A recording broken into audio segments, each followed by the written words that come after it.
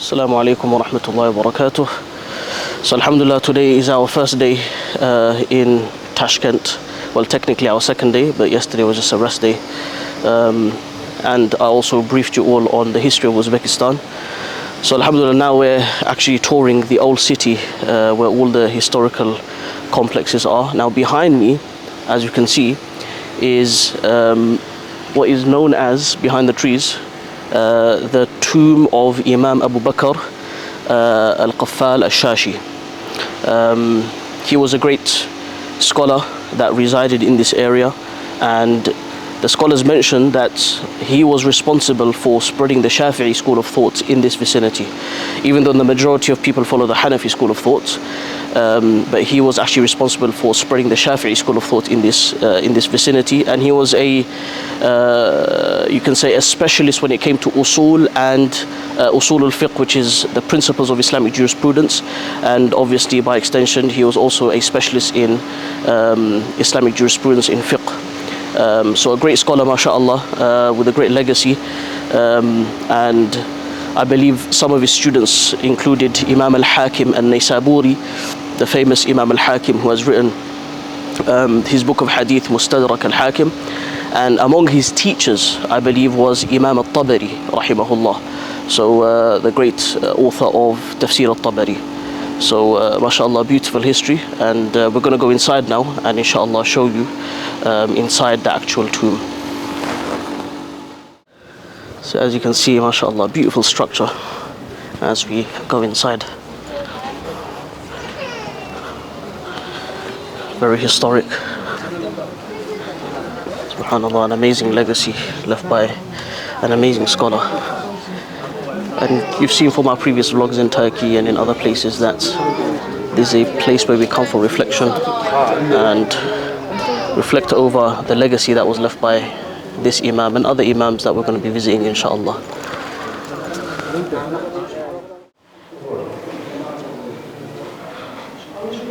So this is the grave of Al-Imam Al-Qaffal Al-Shashi, who I mentioned earlier. There's many other graves as well surrounding this beautiful structure, mashallah. And in the right side we have a grave of Abu Bakr Qaffal, the person from 10th century who went to Baghdad and now. So now, alhamdulillah, we've come to the main complex, which is known as Hast Imam or Hazrat Imam Complex. It's named after the Imam that we spoke about earlier. Now in this complex we have a few things. We have the museum behind me, which houses what they claim is the oldest copy of the manuscript of the Quran from the time of Uthman radiallahu anh. Some historians say that it's not actually from his time, it's actually 100 or 200 years after his time. But nevertheless, it's still one of the very old manuscripts of the world. So we're going to now go inside, inshallah, and have a look at the manuscript.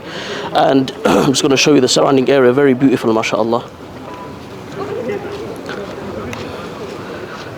I believe this is a madrasah, Barak Khan Madrasah. Very historic, I believe 15th, 16th century, around that time it was built. And even now it functions as a madrasa. That is the museum, and behind that, you can't really see it from here, but if you look at that minaret over there, that is the masjid, the main masjid, which can accommodate about 5,000 to 6,000 worshippers, mashallah. So you can see a beautiful area, and the local tour guide was saying that this whole area for Eid, it gets full. As you can see the rows for Salah, right? So what happens on the day of Eid, people come with their prayer rugs and they perform Eid Salah, and this whole area is very busy during Eid. So alhamdulillah, we're inside the museum now. We're not actually allowed to take photos, but where everyone's gathered at the back, that is where the Mushaf is, alhamdulillah. And just had a look at it. Couldn't actually recognize what the verses were, what page it was, what surah it was, but one distinct thing that you'll see with these types of mushafs is that there's no dots and no harakat. And the reason is because back then they never used to have any dots or any harakat. The dots and the harakat came way afterwards. So this is something unique that you'll see with this, with the old copies of the Quran. Bismillah ar-Rahman ar-Rahim. Alhamdulillah, we are here in this museum. Outside, sadly we're not able to film there. They have the original Mushaf of Hast Uthmani Musuem. In this room we're here now, there's a collection of different masahif, but this one in particular, I was just showing Maulana Haris Sab. So this is the classical Maghribi script, which is commonly used in many of the North African countries, in specific in Morocco.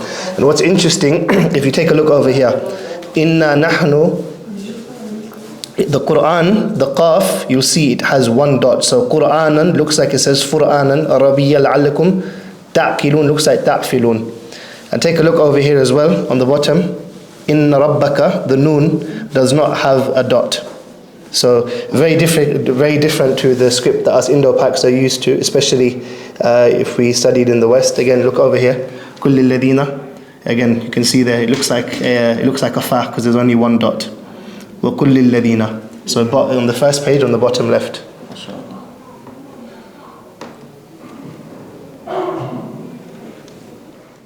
Money from this guy and goes to the silk paper manufacturer. You purchase the paper. There they sell the paper, like this size paper, costs one page $5, which is £4 maybe. But for £4, you can get the factory-made paper, 500 sheets here in Tashkent. That's right. See how expensive it is? Absolutely. And as a copier, writer, you have zero right to make a mistake, basically. If one small...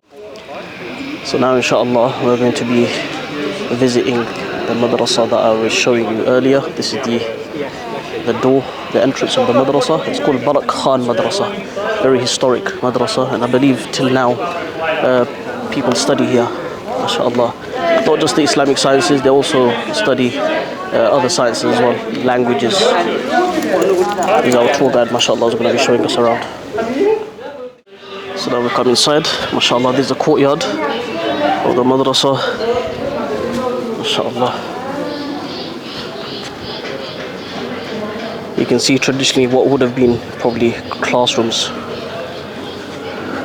Like I said, I believe it still runs as the madrasa. That's what I've read, but from the looks of it, it doesn't seem like it's a madrasa anymore. Allahu alam. Maybe I'll ask the tour guide.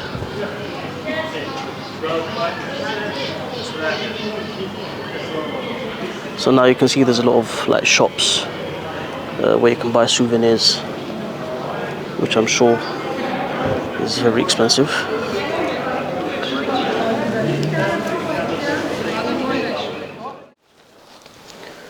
So we just performed the Salah in this beautiful masjid, mashallah. It's called Suzuk Ota Masjid, named after, I believe, quite a reputable person, Suzuk Ota.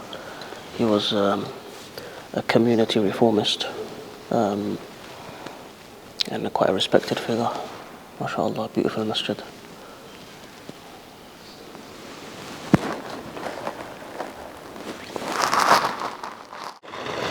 So this is the outside of the beautiful masjid that I just prayed Dhuhr Salah in. MashaAllah. The architecture is truly unique and remarkable, MashaAllah.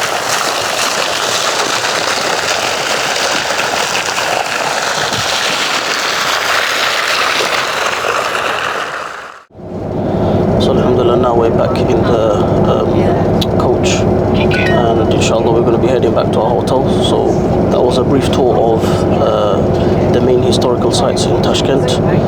Hope you enjoyed it. Inshallah, if you enjoyed this video, make sure you like, subscribe and share this video with other people, and inshallah keep an eye out for the next vlog.